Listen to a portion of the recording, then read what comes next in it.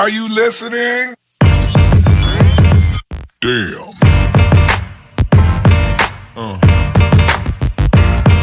Yeah.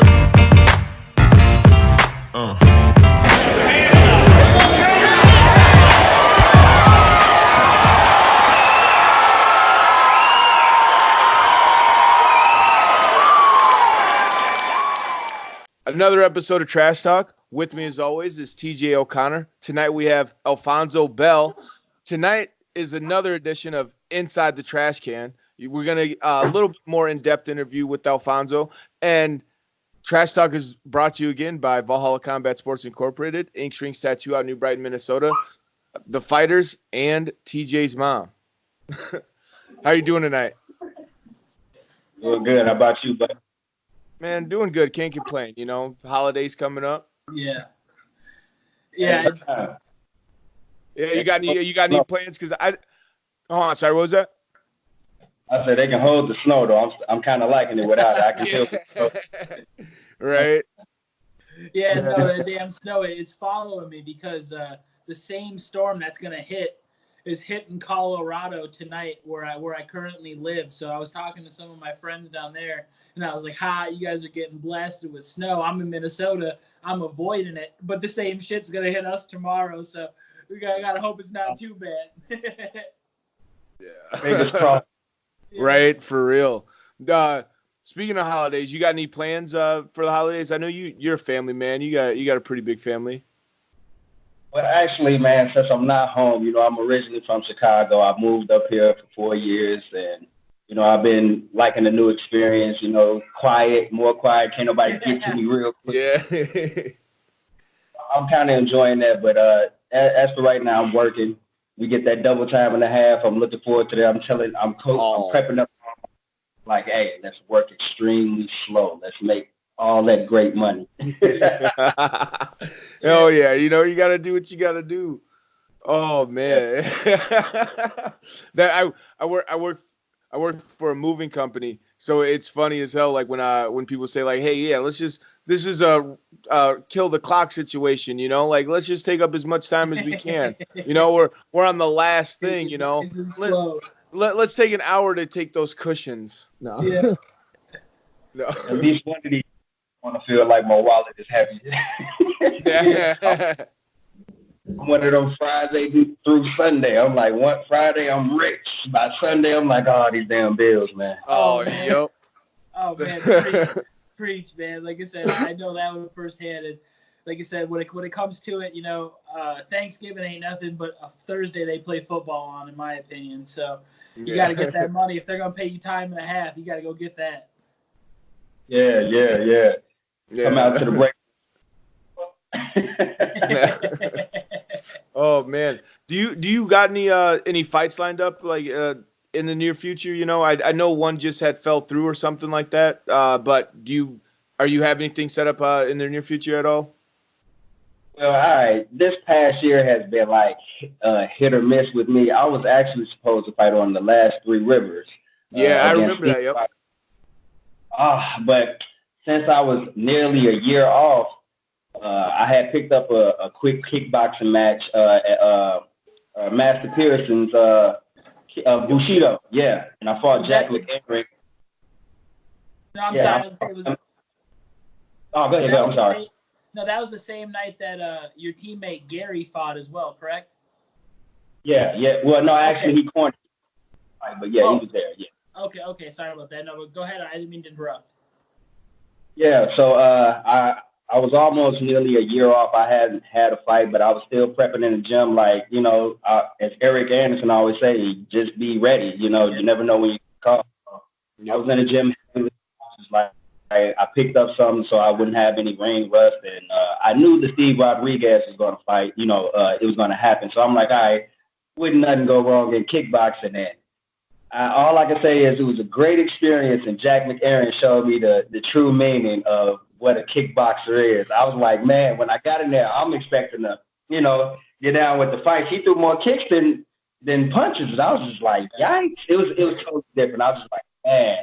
Just seeing them kicks and at the velocity he was throwing them at me, I was just like, wow, I had to watch for a minute. I became a fan for a second, and then, I held my own, and then the second round, I got caught with I went in for a Superman punch, and he caught me with a straight cross in southpaw, and right down the middle. I got up. I thought I was going to get a standing count, but no, they just waved it off, and it was a good fight. I actually say it was one of the most exciting fights of that night. Even though it was a venue, but so yeah. Oh yeah. Well, dude, I appreciate the fact that you bringing up a loss. That we try to steer clear of it because it's so easy to offend a guy, and like I've said it multiple times, and I don't know how you feel about it, but fighters are some of the most sensitive people around. It is so easy to offend them. Like I was given guys compliments on wins, and I was given a compliment on a win. And I still felt like it was a backhanded compliment. Like, are you insulting me right now? And they might not mean it like that, but so I appreciate you talking about it with us, and you saying being in good spirits about it too, saying how it was still one of the better fights of the night. Dude, that says a lot about your character, I think. Man, it was truly a learning curve.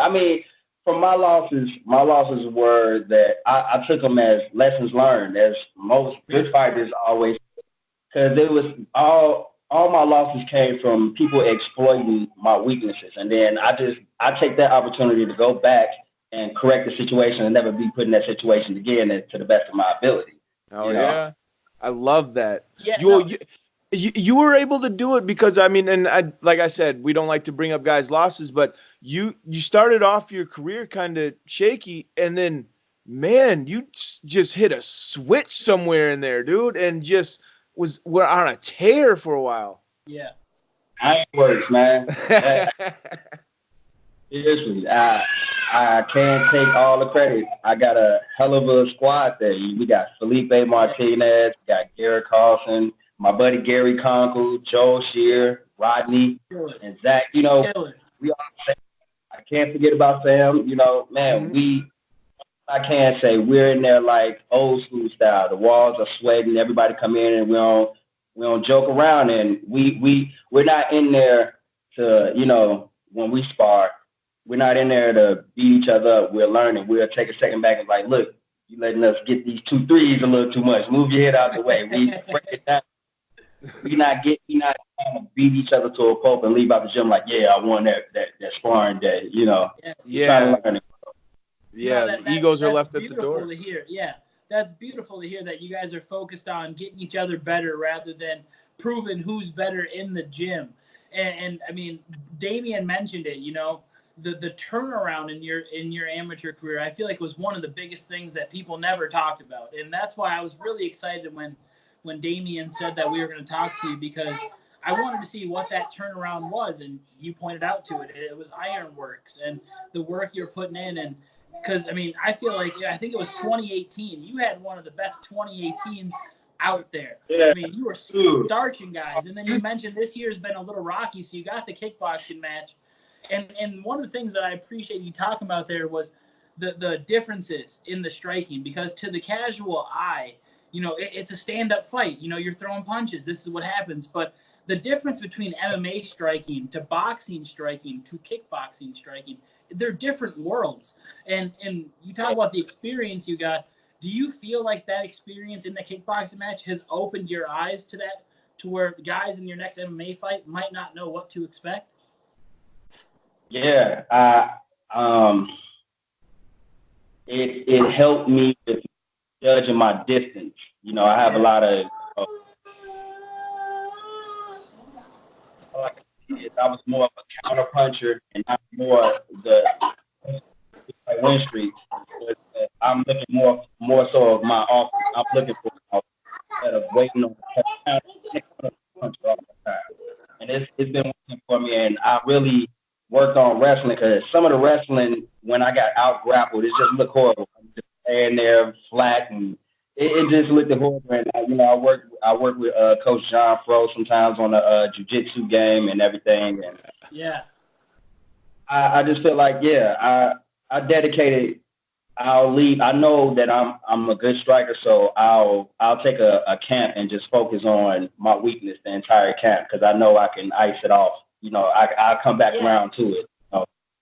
Yeah. I just take the and the power you carry at 170, it's a different thing. That you see it when you hit guys. You know, I mean, their faces react a little bit differently. So to submerge yourself into a gym like Ironworks, which traditionally has had strong wrestlers, strong grapplers coming from that gym, I feel like that only benefits you. And that's what I love to see, is because you're a guy that, like I said, you took the lumps early and you figured it out as an amateur. So I feel like once you get this done, a couple more fights, you make that step to the pro league, guys are going to be in a rough spot. If they can't take you down, they don't want to sit and trade punches. I mean, I wouldn't recommend it. Oh, man. Early in my career, believe it or not, I tell people this a lot. My mental game, I was freaking petrified, man, going into I did fight a lot on the defense, and the win streak became when I was like, you know what? I started seeing what you were saying when I started hitting people, and I'm like committing to my punches, and they like, what the hell? Their eyes look different, yeah. And I started believing in myself more. You know, I didn't have the attitude like, oh, I'm this machine. You know, I'm Hulk smash. And I was just like, oh, man. You know, so I started believing in myself, and Emmerman, he always talked to me. He always give me that fire up spirit. You know, I can't take, not saying you know, I won't listen, but I like a coach that's aggressive, down my ass. Like he pull it out of me. I respond to that. Oh, that's all you did. And I just walk it off. You know. No, and that's great to hear, because we've talked about that multiple times on here, how Damian mentioned fighters are emotional people, and being able to know your fighter as a cornerman and talk to you, because there's guys that I'm in the corner, I have to talk nice to them. Hey, I really appreciate what you're doing here. I need you to do this. And then I have guys that I know that I've cornered in the past where I have to say, yo, you fucking look like shit. You need to figure this out. So, I mean, finding the right guys that are willing to push you at your mindset, that's a beautiful thing to have. And as a fighter, just being able to trust your corner, that's a different element that the regular person wouldn't understand, because to the regular person, that's just the guy that gives you water and puts ice on your back. But a corner is a fucking that's someone that you have to trust. They're your therapist, your best friend, your mentor, your dude. All of it. There's so much more that goes into cornering than just cornering. Man. I got my buddy, Austin. Austin always has been in my corner too. Between him and Danny Moe, Austin is all that guy is amazing. Yeah, hell yeah. He never lied to me. Corn Dog has always kept it honest with me, and I can definitely tell that guy always looks out for my best interest. He lets me know, like, look, got a good opponent. You got to make some room for it. He always keeps me. Yeah. Well, yeah. What was the transition like when you first came over to Ironworks, and where were you before that? Dude, oh man. Okay, so all right. Well, I was around 25, 26. I started in Chicago, Victory Martial Arts. It was a Jeet Kune Do based martial arts school, and they were pretty cool. You know, I was just messing around with it. You know, of course, like everything, introduce you to jiu-jitsu a lot. And I started off with jiu-jitsu, and then I want to say I moved. I was like, okay, I'm gonna start trying to take it serious. I like what I seen and everything, and they were trying to get me on the fight team, and they saw that I was very interested and I had potential. So my uncle wound up moving to Florida come 2010. We fast forwarded 5 years, and I was at Premier Martial Arts with Coach Ken Brayman. It's a Krav Maga school. Is in Central Florida, and he really took me on. I stayed for a whole year straight. He just worked with me with various coaches, and jiu-jitsu a lot. It was crazy because I didn't really work with striking a lot.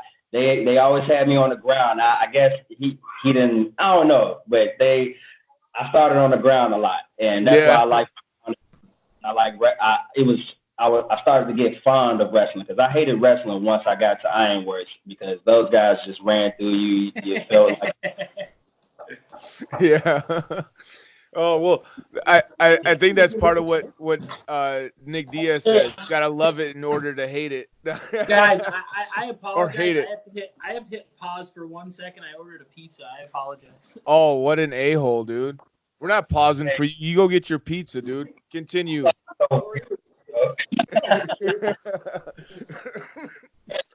yeah, man. We I'm sorry. What was that? It's like cutting out for a second. What would you say?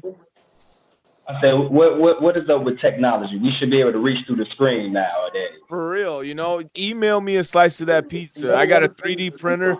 Nah, I don't. I don't got any of that shit. But that honestly, that's how it's gonna be. There's gonna be no DoorDash. There's gonna be you're gonna order some stuff and you're gonna have a 3D food printer.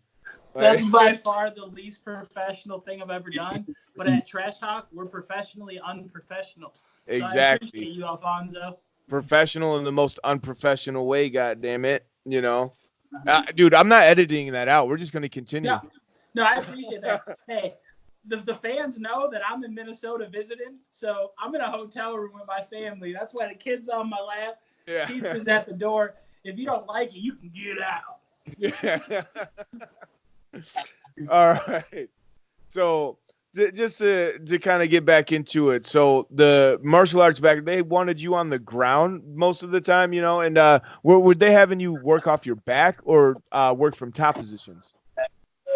Yeah, work off my back because it's been clear since day one when I first got into it. It was a problem with me off the back, and I didn't have the technique and everything, and yeah, that's pretty much it. And then things didn't work out. I moved around a lot, bro. I come from one of them single raised families, so I moved around, so I couldn't quite get that. And like this is one of the first time in West County. That's why I've been here for so long. Besides my hometown, this is the only place that I stayed the longest, and I love it, man. I really do. It's like how Drake said, we're in the same building, but we got different shoes, and that's how it is. And respect is one love and everything, and we all can relate in some sort of way of fashion. We're a family at the end of the day, as Miss Anderson would say. Shout out to State.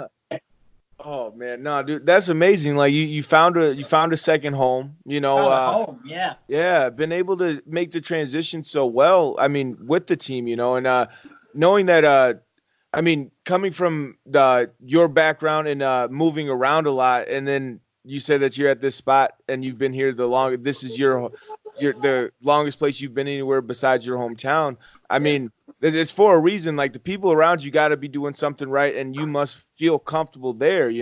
So the transition to training at Ironworks had to have gone pretty smooth, I would imagine. If everything's working out like that. Yeah, it's working out. It was rough at first, me opening up because I'm more reserved. I can be an extrovert at times, but then sometimes I'm an introvert. So the transition, coming in and, hey, I was the only black guy, so, I'm just looking like. I've been there. Man.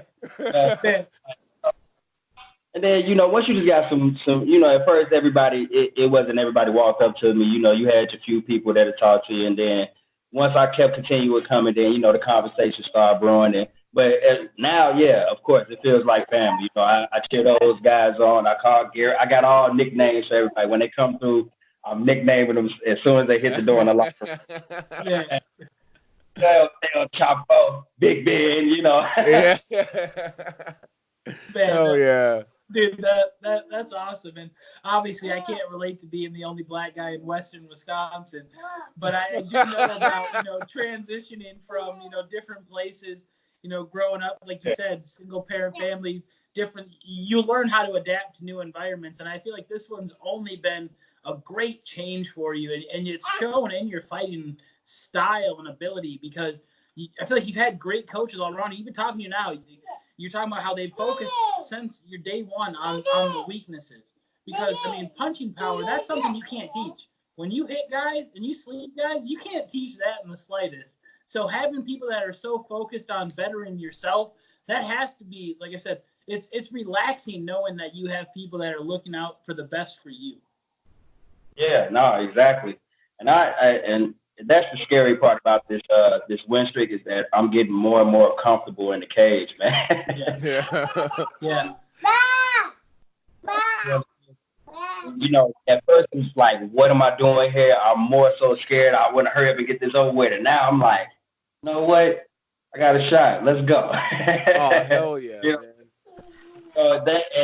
That's where it's coming down to, and I'm just like, yeah, I can dig it now. So that's what's scary for me. I'm starting like, getting punched in the face is like it's laughing now. It's like, yeah. yeah. And that's one of the things. It always drives me nuts when I see, because I'll see guys, especially commentators, when you watch fighting, whether it's MMA or boxing, and they'll say, "Oh, a guy got hit and he smiles," and that's a sign of weakness. Because as a person, I can only speak for myself. Every time I've ever been hit, I always smile because I'm like, "You motherfucker, you caught me when I didn't think you were gonna." That's every smile I've ever given. It's never been like, "Oh, you hurt me." It's always been you sly son of a mother. There's been times for me where the crowd reacts to something that like didn't do anything, and I'm just like laughing. I'm like, you think that did anything? And then and I know like I've seen it in fights where guys have done that too, where they're laughing at the guy thinking, "Oh yeah," and they'll say, "Oh yeah, that's a telltale sign that he was actually hurt." No, then they go back and look at the replay, and whatever they thought hit him in the chin, you hit his shoulder, and from the camera angle and from where you were sitting, you couldn't tell. He's letting that dude know that, nah, dude, you missed that shit. Don't let the crowd get you too amped. Right. And in the restart kicking. Yeah. But dude, we've talked about your power and your transition in the MMA and that Ironworks and stuff.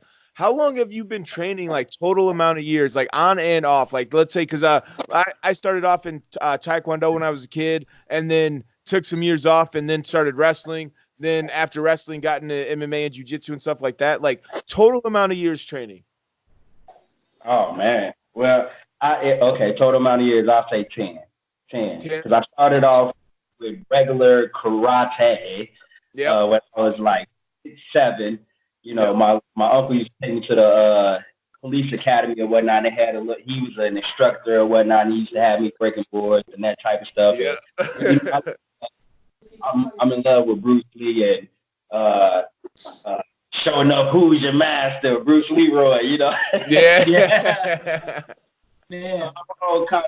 I used to watch those kung fu movies and whatnot. And then I was naturally a football player, running back. Oh. Yeah. All right. I'm not trying to sound bad, bro. Like, yeah, dude, if you told me that you were fucking a running back, linebacker, I believe it. Yeah, dude, it's like, yeah, you got the build. Trunks for thighs, yeah. Running back only makes sense. Yeah, I was the co-MVP for football, all conference, all area, and I played a year or two in college. And then I lost my scholarship, and because they over recruited. And then I tried the Army, and then I was just like, I didn't like this. And then I was just sitting at home one day in Chicago, and I was watching it like the early UFC, and I was just like, dude, that shit looks badass. And then picking it up. So then ever since 25 on up, I've been on a blazing start. So yeah. Man, dude, that's amazing, dude. It's so crazy because like I didn't know all that too. The bouncing around, the college football, wanting to join the Army and stuff like that, dude. I had no idea, dude. You got some stories, man. I'm like, I feel like we're just scratching the surface. This might be the first like 3-hour long interview. Dude, I'm telling you, man. I've been through some things, man, and that's where all my positivity has come from, is because I've seen more failures than I've actually seen success. Or my success, I really didn't take it as I did. I just moved on and never celebrated stuff. So that's why I'm humble, because I know a lot of times you can be at that high. Because when I was a star football player, I was everybody just sponsors everything. And then once I quit football and I well, I lost my scholarship. I was forced out, and I was at an age where I was like, look, if I ain't did nothing now, I need to move on. Your friends matter, and like I had nobody. I'm talking about friends just like blowing me off, and I was just like, I was one of those people. I was shocked, like, really, like, dude, like. Yo. And then being like that a couple times, and like I said, moving house to house, not having a stable roof over my head with my wife and everything. And I'm just glad, I'm grateful for her also, because she stuck through me from the rags. Oh yeah. Yeah. Oh man. Yeah, we talk about that all. We talk about that all the time. Having a stable foundation, because you can't build a house without a stable foundation, and being able to, move forward and realize that, because that's the thing we're starting to see in MMA now. Is at first MMA was a thing where it's like guys that loved fighting. Back in the 90s, the guys that found MMA, let's be frank, they're some weird people to go into the bar and fight a guy. But now what you're seeing is the guys with the athletic backgrounds make the transition into fighting, to where it's not necessarily where they've been focusing on since they were kids, but focusing at a high level of football. No matter what the level was, to go from high school to collegiate level, that's a jump. And people that play football, they know that. It's an athletic jump to make anything from a high school level to a collegiate level, whether it's Division 1, 2, or 3, junior college. That's irrelevant. Making that jump from the high school level to the collegiate level is different. And the work ethic. So when you transition into fighting, how many guys have we talked to? And one of the guys that pops to my mind right now is Troy Jones, who had a collegiate football background, and they transitioned that into fighting. And you see the work ethic and the drilling and the timing and everything transition into fighting. And it's only beneficial for a guy because those things are drilled into you. Whereas you're not going to see a guy that competed at any sport collegiately ever be lazy, because that's the work that gets put into it. So what was that like, making the jump from football into MMA and transitioning training wise? I learned very quickly, it's not how strong you are, it's how the cardio is. Man. Yeah, big time. You can fight good for fucking 30 seconds. It doesn't do anything for you. You gotta be able to go for the full time. Yeah. It was like my first year, at Ironworks, like really, that was like a real test of my tank. It be some days where I'm just like, I gotta sit. Yep. I know what you're saying right now. Man. Am I sure? Yeah.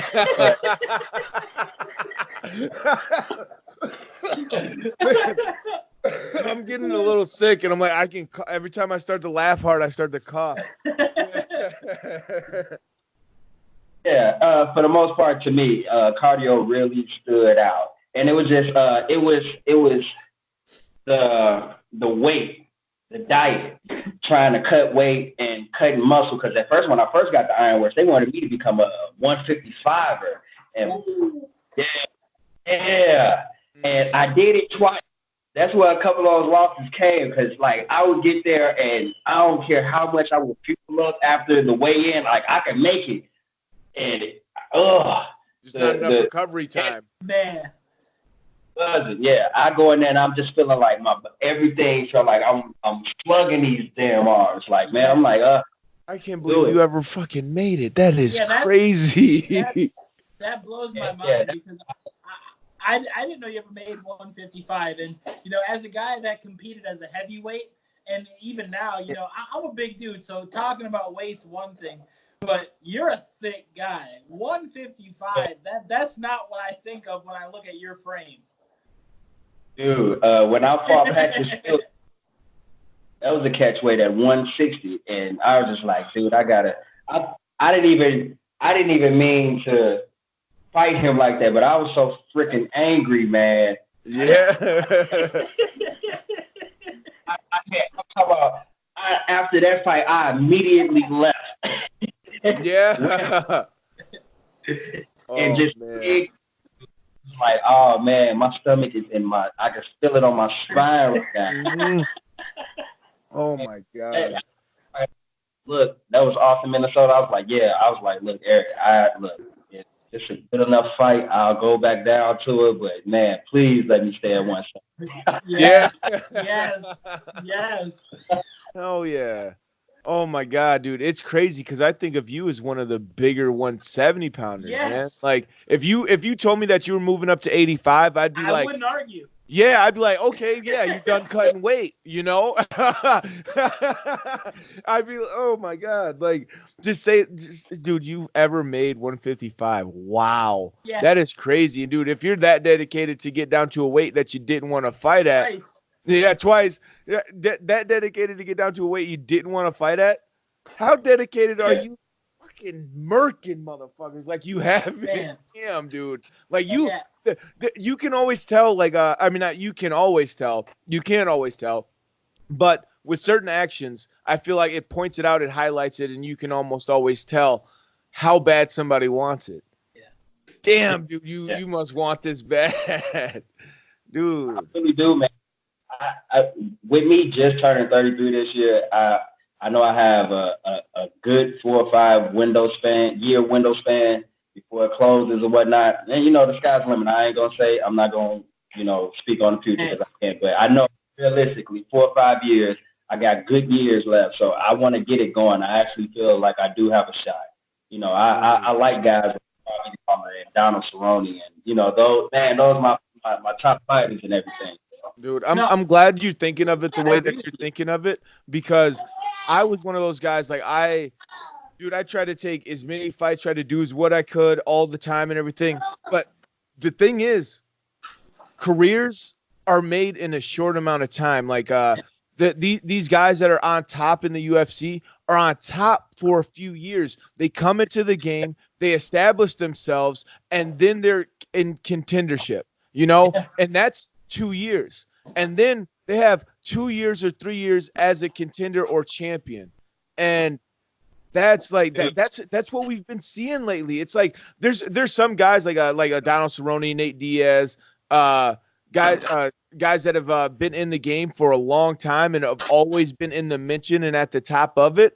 Man. But those are only two that I could think of. How many guys have always been at the top? It's like, and then, dude, careers and legacies are made within 5 years. Dude, it's crazy. And that's why I'm like, I'm really trying. And it's funny that you mentioned that about the whole pro thing. I was looking to go pro if I can go for my next fight, but if not, I am willing to take on a good Ami fight. So Yeah. but I know that to touch bases on with you, that's why my record looks like that because I was taking a lot of fights like that. And I was like, not I was let me get it, and yeah. Dude. One Well, and there, done. if And that's there's the one way to thing go. that can, sorry, TJ, I'm just like, Yeah. but if there's one thing about the fight game that is it's a universal truth. You are only as good as your last fight. Like 3 years ago, there's guys that were turds 3 years ago, but all of a sudden something clicked, like basically like how you did when you found Ironworks.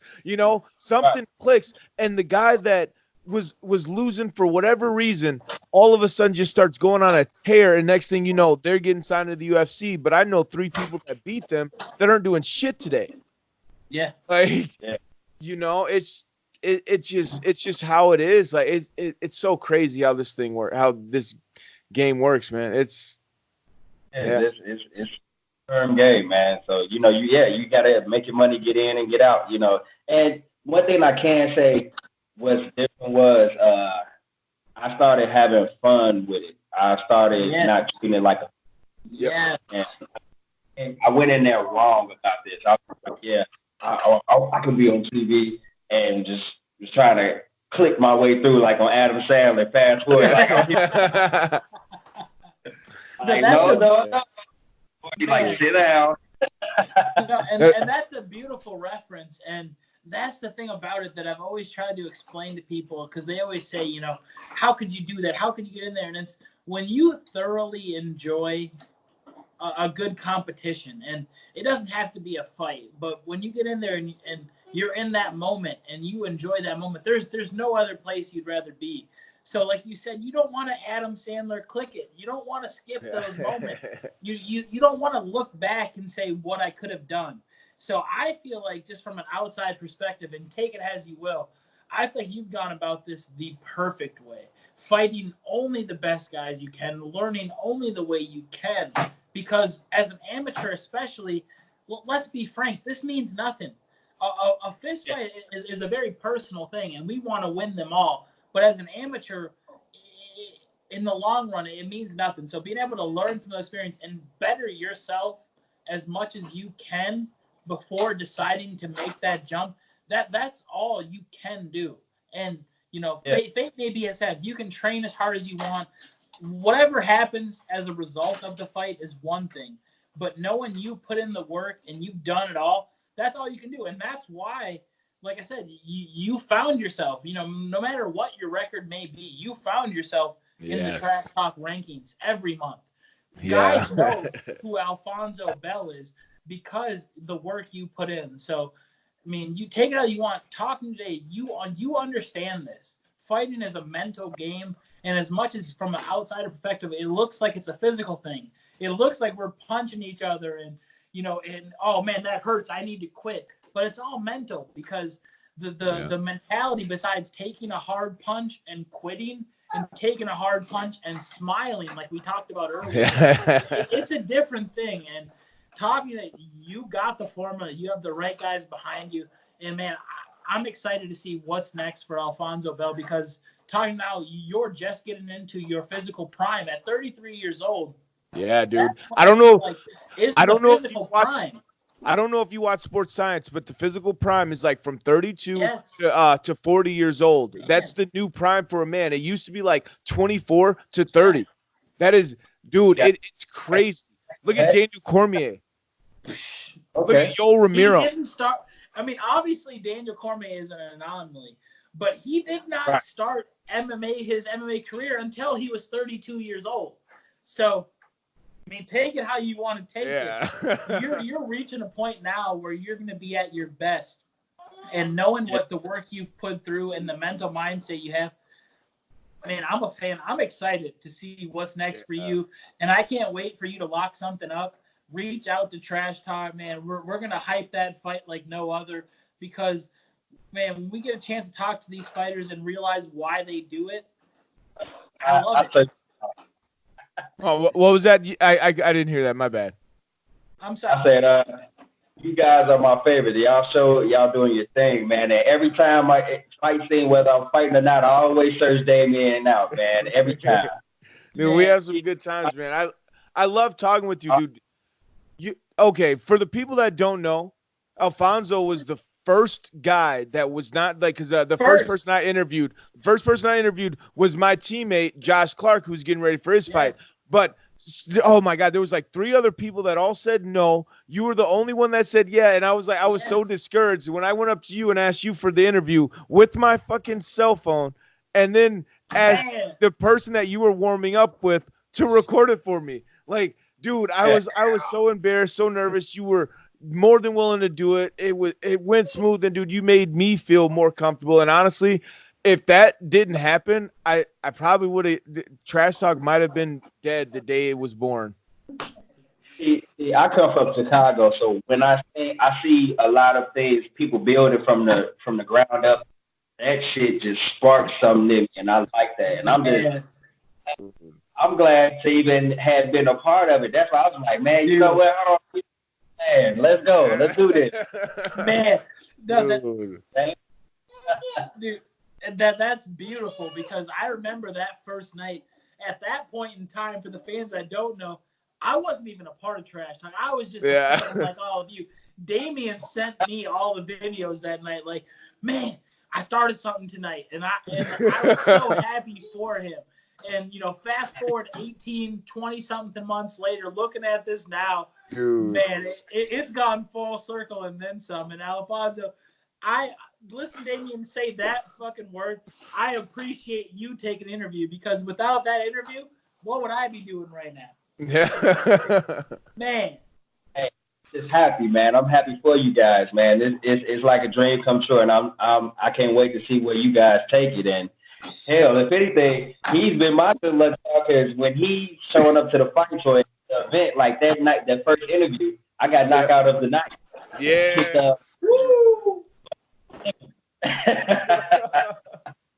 I don't know.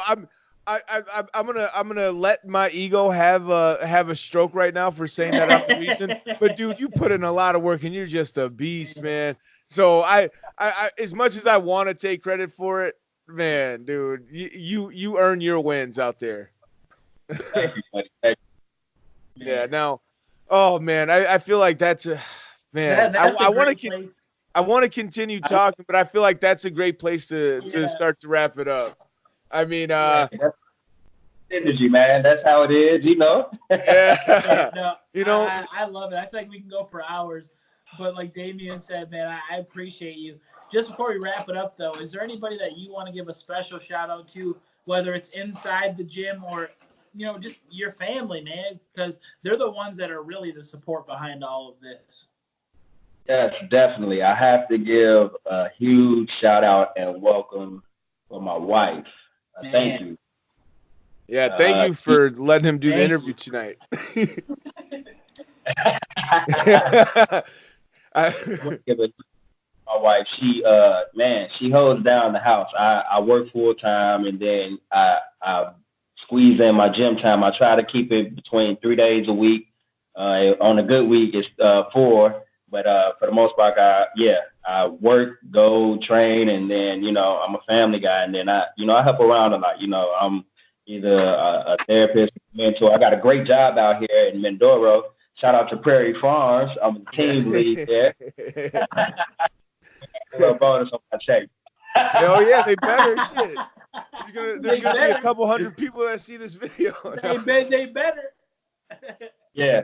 And, of course, my mom, even though she's always scared, like it's the first time, my first fight ever. Yeah. Every time, like, God, I fought like 3 other times, like, you know. But shout out to her.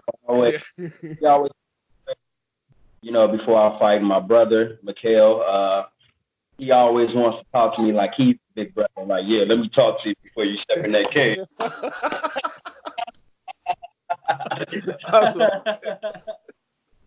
Just want to iron loud clothing on Tyrone Mark. Yeah, I want to make sure that I got his name right. But yeah. Loud mouth clothing. Ironworks for always welcoming me. Austin for always being in my corner. Danny Mo for my striking. Him and Coach, the other coach, but dang, I can't think of his name right now. Dude, it always happens. Yeah, I apologize. We put guys on the spot. Yeah, dude. Black for this, but my other striking coach. But and Coach Bro for always working with me whenever I need on the ground and everything. And of course my awesome teammates for always putting it on my ass every time you come. Yeah. Last but not least, of course, the Most High God, you know, he's like, without him, I wouldn't be here. And I just appreciate you guys for giving me the opportunity. Man, we appreciate you. Like I said, dude, you helped give birth to Trash Talk, dude. You were there on the birthday, and man, we're gonna be celebrating 2 years in April. Okay, hey man, I'm so excited. I gotta get a shirt, man. Hell yeah! I missed you twice. I gotta get a shirt. So next time I see whatever fight event you at, I'm gonna make sure I get one from you. Boom, it's done. Consider it done. The shirt's bought, and man, like Damian said, we appreciate you. We appreciate the fighters. Without the fighters, we're nothing. But you particularly, you're the one that carried Trash Talk. You're the first fighter to agree to talk with Damian. So again, like I said, that was before I was even on board. But for that, I thank you.